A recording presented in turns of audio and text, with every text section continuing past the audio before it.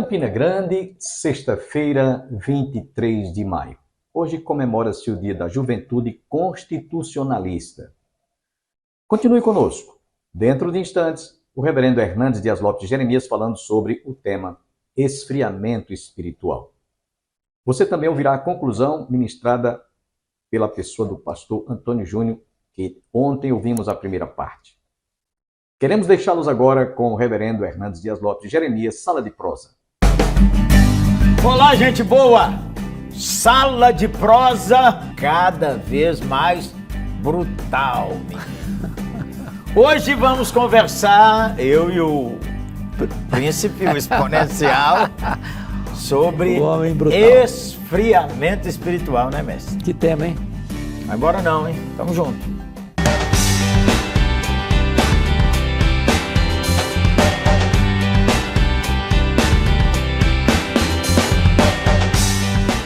Esfriamento espiritual. A quarentena, consequência do Covidão, jogou muita gente na frieza espiritual. Mas isso é uma coisa só de Covid, mestre? Não, eu acho que isso foi apenas a causa aparente. Aquilo já estava no coração. Já estava lá, né? Estava lá. Você já passou frieza espiritual, mestre? Já passei. Já? Já. Isso, pastor, jovem, como é que foi isso? Eu já passei momentos na minha caminhada de ficar assim, naquele platô. É, mestre? É. Morno, não? Não, mas sabe o que me despertou? E talvez o tempo que mais me marcou foi no seminário. Eu me considerava um estudante zeloso, me considerava uma pessoa responsável, eu pregava todo final de semana. Mas um dia eu fui fazer uma visita em Franca. Sim. Na igreja de Franca, e uma jovem me fez uma pergunta pessoal e me quebrou. Qual foi, mestre? Pode falar? Como é que está a sua vida de oração? Ai, perguntou para o seminarista. É. Ô, mestre, deixa eu lhe contar. Eu participei de uma equipe pastoral maravilhosa na oitava. A oitava ainda. Nenhuma igreja é pequena. Toda igreja é uma igreja em crescimento. Mas naqueles dias nós tínhamos menos de 200 membros e nós tínhamos uns 4 homens lá assim, sabe, daqueles assim, proparoxítonos. Ó, pastor Wilson, o Neif era um presbítero e um homem que nos ajudava, pastor Alcibiades, era um pastor voluntário. E eu? Então eu passei assim, mestre, uns meses que eu relaxei na minha vida devocional. Porque eu pensava comigo, olha a soberba do coração. Se eu não orar, o pastor está orando. Se ele não orar, o Neif está orando. E se ele não orar, o pastor Alcibiades está orando. Como diz o pessoal, estou debaixo de cobertura. Eu estou debaixo da cobertura, menino, mas houve dias, mestre, que sensação de que a alma secou. É muito ruim, hein? Ô Gerê, esse fato me levou a descobrir algo que eu não conhecia até então. Eu comecei a ir para uma sala chamada de meditação no seminário. Você conheceu essa sala? Conheci muito. E eu fui fazer isso meia hora, daqui a pouco eu queria 1 hora, daqui a pouquinho outras pessoas me viram indo e começaram a ir comigo. Deus deu uma guinada na minha vida. Então, não deixe o fogo apagar. Não deixe a cinza cobrir o altar. É hora de você aquecer o coração. E para aquecer e não deixar o fogo apagar, tem que ter combustível. Se tirar o combustível, o fogo apaga. Ô, gente boa, eu cantei muitas vezes, em nossa igreja cantou, não deixe o meu amor se esfriar, acende o fogo em mim.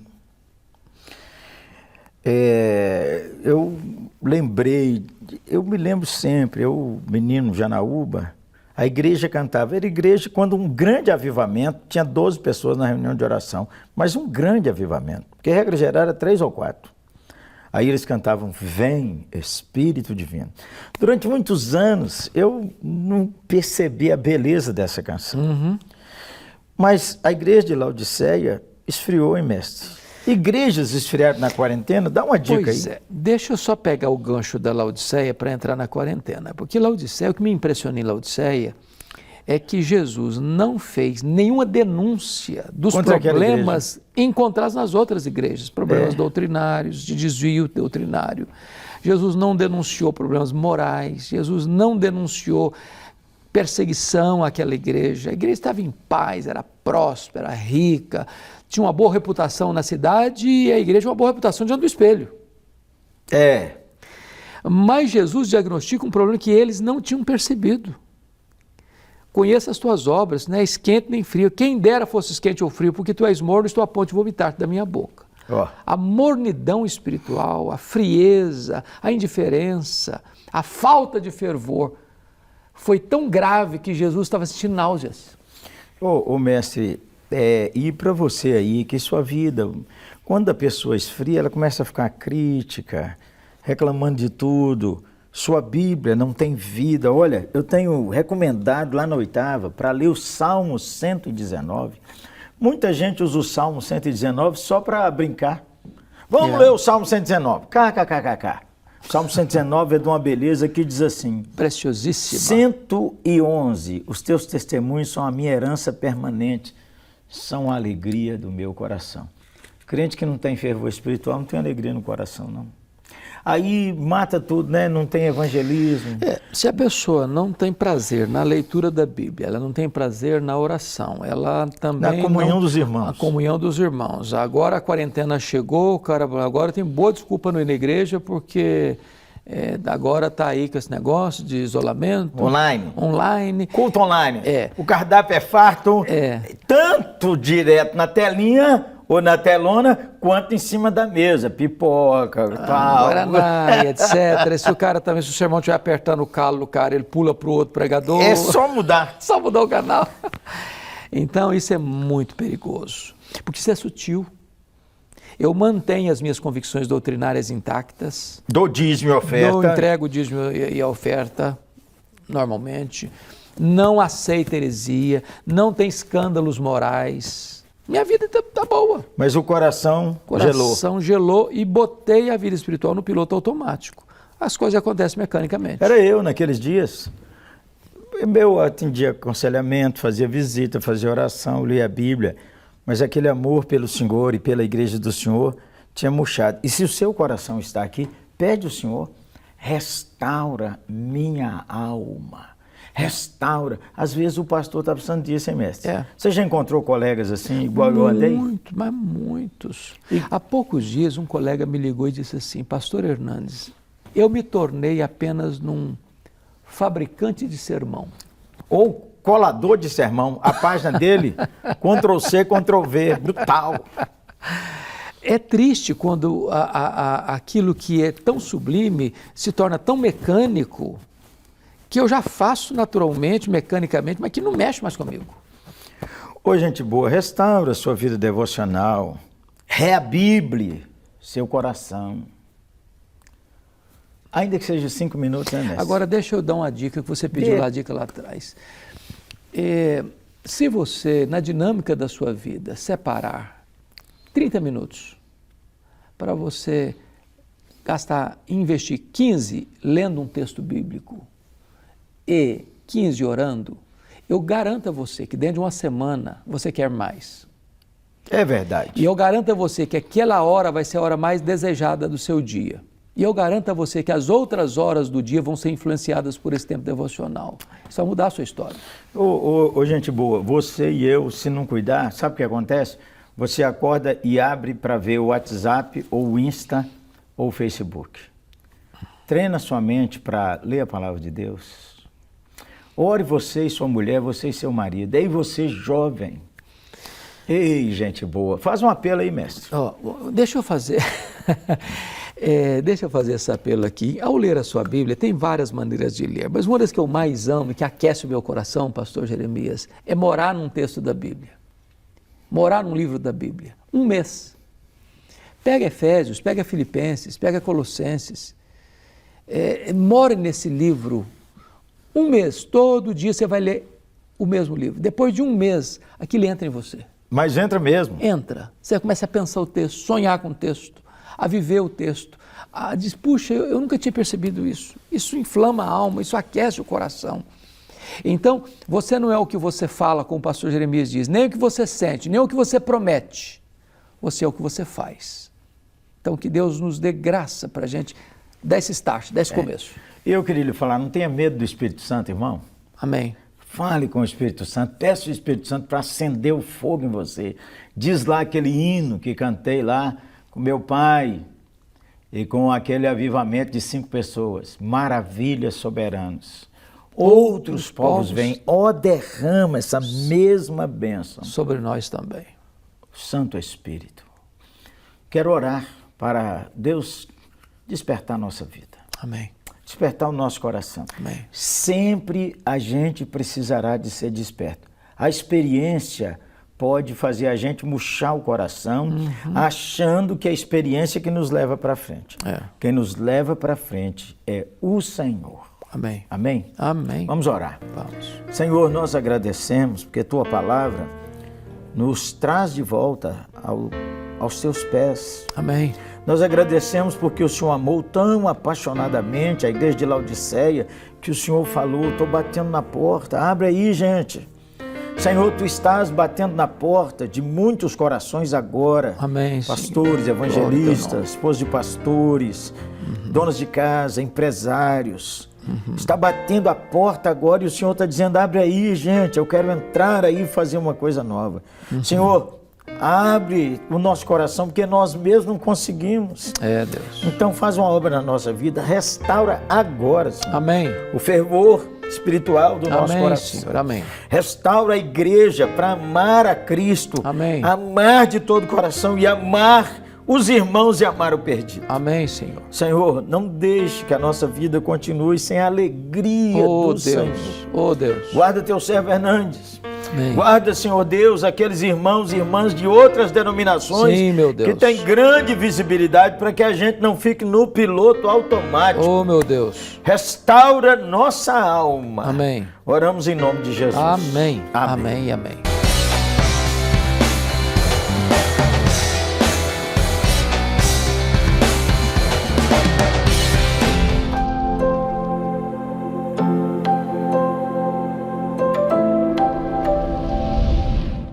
Quando diz,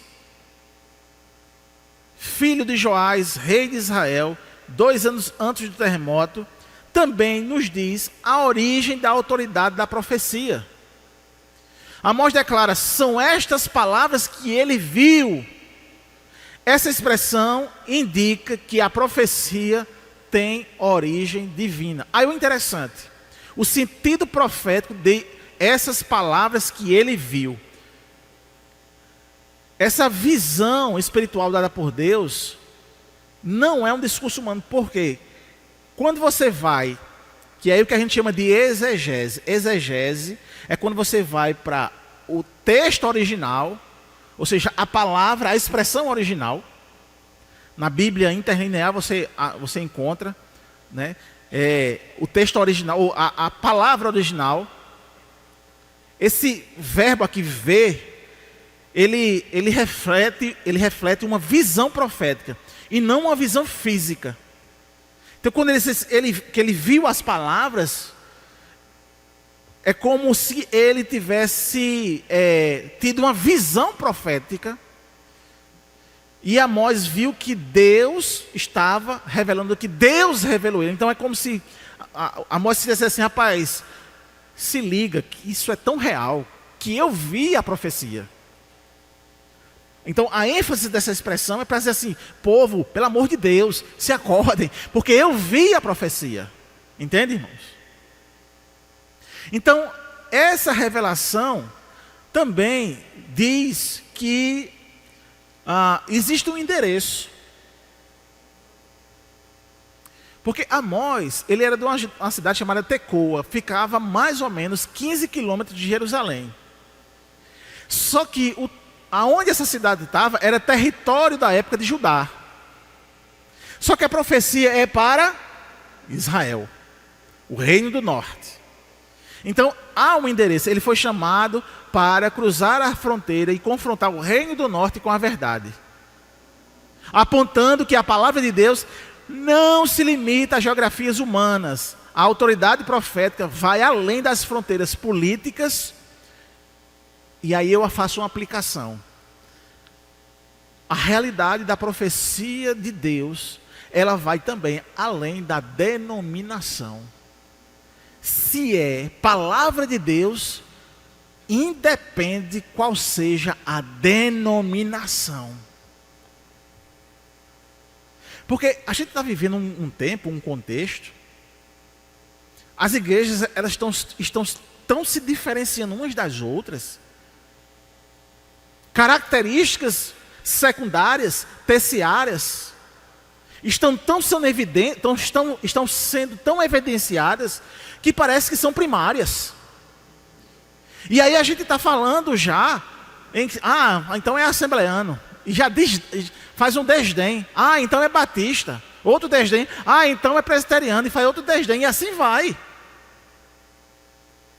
Mas o fato é que aqui, expressando em Amós, Reino do Norte e Reino do Sul, o povo é realmente diferente. O Reino do Norte não falava com o Reino do Sul.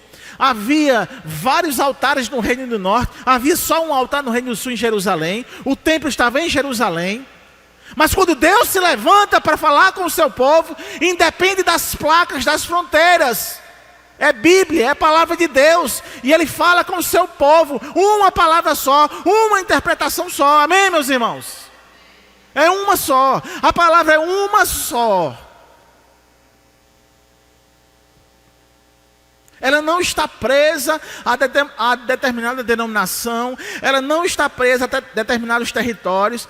E a igreja, ela então precisa recuperar a sua voz profética para confrontar não só os seus membros, mas a sociedade, a política e o sistema injusto do mundo. Ou seja, para os políticos evangélicos corruptos, corrupção é pecado. Para os pastores políticos corruptos, corrupção é pecado. Amém, meus irmãos? Independe da denominação. Não, é porque ele é daquela denominação, aquela denominação é mais relaxada. Lei do engano. Para Deus, roubo é roubo. Desvio é desvio. Corrupção é corrupção. A terceira lição, como disse a vocês, é o rugido do Senhor, versículo número 2, que diz: Ele disse, o Senhor rugirá de Sião, e de Jerusalém fará ouvir a sua voz. Os prados dos pastores estarão de luto, e secar-se-á o cimo do Carmelo. Então, a imagem que Amós utiliza mostra-se uma imagem impactante.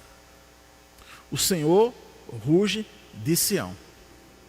E aí, mais uma vez, utilizando-se da exegese para saber o sentido da palavra rugir, porque o profeta usa a palavra rugir, e o profeta está fazendo uma comparação de fato a um dos animais mais temidos daquela época,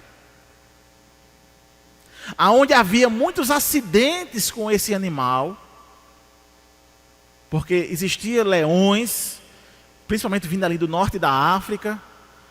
Havia os leões nas arenas. E não sei se você já viu um leão de perto, mas quando aquele bicho ruge olhando para você, se tiver pronto, você faz nas calças. Do medo. É aterrorizante mesmo. E quando ele faz um rugido, eu lembro que quando eu morava lá em Bodocongó, e instalou-se um circo lá perto da casa da mãe de Karine, lá perto do colégio estadual. Aí lá tinha uma leoa. Eu lembro que os meninos ficavam brincando que levavam os gatinhos. Quando esse circo chegava na cidade, em Campina Grande, os gatos das ruas sumiam tudinho, porque os guris pegavam, estavam no saco e levavam para a leoa. Mas eu lembro que eu morava lá perto do cemitério. Quem já passa por Bodocongó sabe a distância, que é do cemitério lá para o estadual do Severino Cabral. Eu ouvia o rugido da leoa com fome. Ele pega então essa imagem e vai dizer que Deus ele não está sussurrando, está rugendo como um leão. Essa advertência de Amós para o povo é como um rugido de um leão. A advertência de juízo. Uma advertência severa, séria para o povo.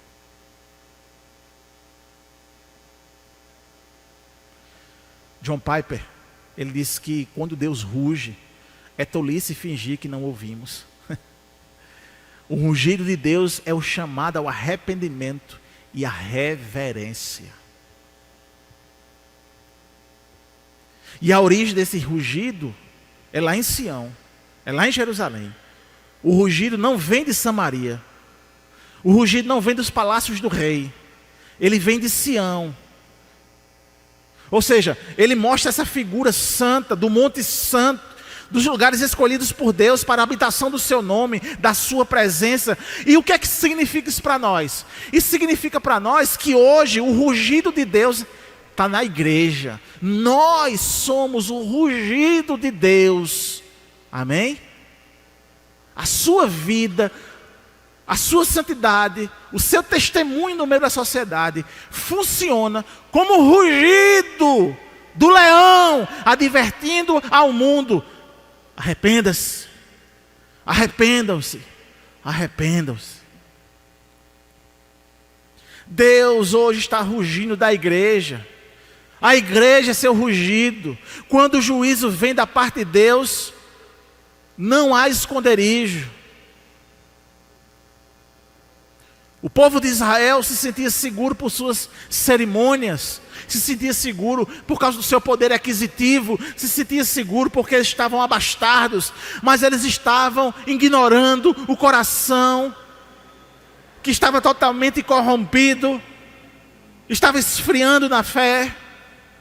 E o que denunciava isso é que não havia justiça, não havia misericórdia e não havia fidelidade do povo.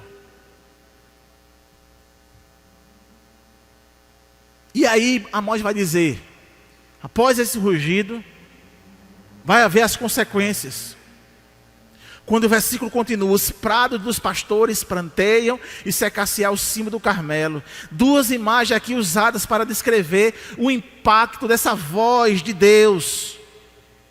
Prados dos pastores pranteiam, a terra fértil que sustenta a vida entra em luto. A economia rural, a base da sustentação, vai ser atingida. O cimo do Carmelo secar-se-á, ou seja, o Monte Carmelo, símbolo de fertilidade, vai secar. E essas coisas que eles estavam desfrutando como bênção, Deus iria retirar por causa do pecado. Então Deus, quando fala, Ele pode fazer até a terra tremer e as colheitas secarem. A desobediência, então, traz consequências que afetam todos os aspectos da nossa vida. A gente pensa que não, porque quando a gente desobedece, a gente está num estado de fartura. O problema é a consequência. O problema é o desdobramento depois.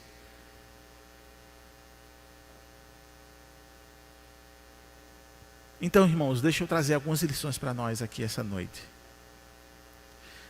A primeira delas é que Deus se revela a quem Ele quer,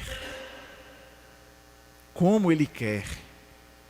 E Amós é a prova de que Ele, Deus, não está limitado à elite religiosa.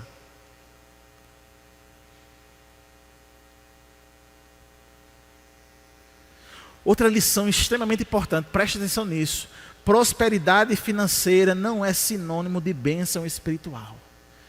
A gente incorporou uma cultura errada.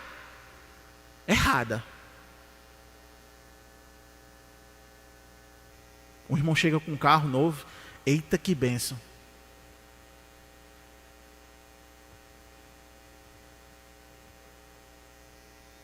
Aí tu incorporou? Eu estou dizendo a gente, estou dizendo eu. Eu, às vezes, como pastor, sou obrigado a dizer, eita que benção, né, irmão? Pô, irmão, você é legal, né, irmão? Mas, rapaz, esse pastor é invejoso, não disse nem que eu estava abençoado com um carro novo. Eu sou obrigado a dizer para evitar que ele vá falar de mim depois. Mas quem disse que nós somos abençoados porque nós temos posses? Quem disse isso? Eu sei quem disse. Kenneth Hagin, Telly Osborne, Kenyon e outros da teologia da prosperidade. Eles disseram aquilo. Nós, nem a Bíblia não diz isso não. A nossa prosperidade, irmãos, está em quando nós estamos unidos com Deus, aleluia. Quando nós estamos, irmãos, em comunhão com Deus, independentemente do que nós estamos passando, a nossa prosperidade verdadeira, essa unidade com o Espírito Santo, é uma vida de santidade, é uma vida de misericórdia, é uma vida de justiça, é uma vida de adoração. Essa é a prosperidade que nós podemos dizer, esse é um homem abençoado, essa é uma mulher abençoada. Não é o que ele tem, não é o que ele possui. A gente precisa começar a combater pela palavra o que a gente pode dizer que é uma pessoa não abençoada. E a gente precisa frear, parar de entender que bênção é algo material. Amém, meus irmãos?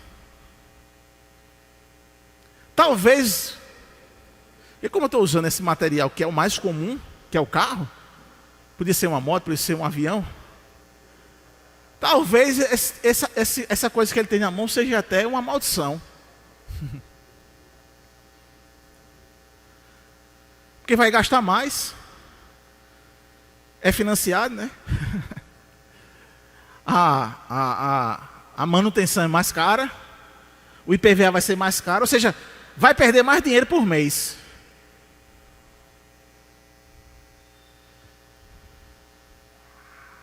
Mas a gente diz que é bênção. Eita, bênção, bênção. Então, estamos acostumados a pensar que bênção é algo material. É uma conta gorda no banco. O juízo de Deus, como Amós diz, é outra lição que a gente pode aprender no final aqui, é que o juízo de Deus ele é real e iminente para os que endurecem o coração. Então é aquela coisa, irmão, nós ouvimos a palavra, nós estudamos a palavra, nós entendemos a palavra e nós cremos se nós não endurecer o coração. Mas se endurecer o coração, a palavra também revela sobre o juízo de Deus. Então, Amós vai dizer o seguinte: não adianta estar cultuando ao Senhor se você não faz a justiça, se você não é misericordioso, se você realmente não é santo. O que Amós vai dizer então nesse texto, nesses textos daqui para frente, será esse tema recorrente, é que Deus abomina a adoração com injustiça.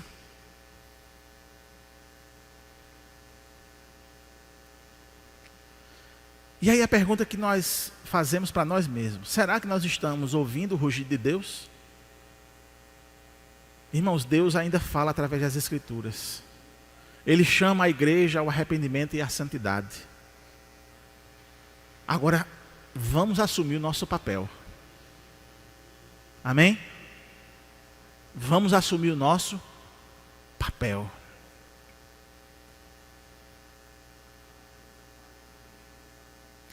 Terça-feira a gente estava no culto de oração, abençoado aqui, abençoado.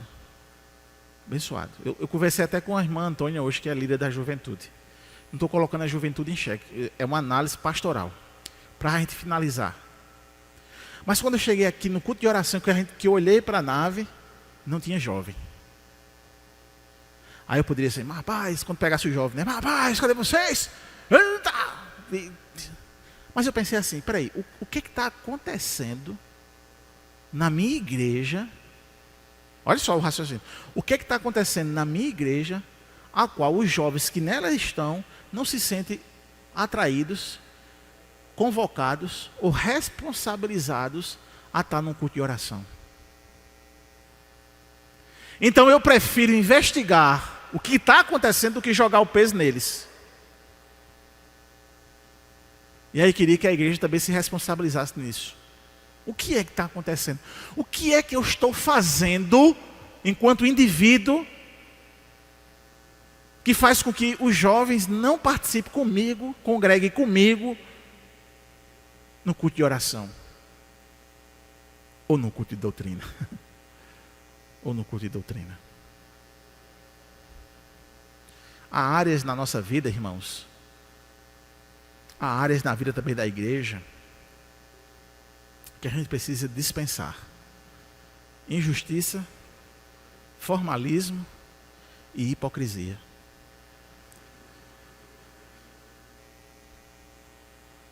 Amós, um homem simples, é chamado para proclamar a verdade. Incômoda. Deus está rugindo.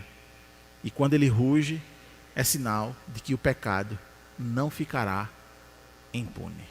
Eu só tenho que agradecer a você, internauta da TV Master, TV a cabo Canal 20, que também nos segue no YouTube. Deus abençoe a você e toda a sua família.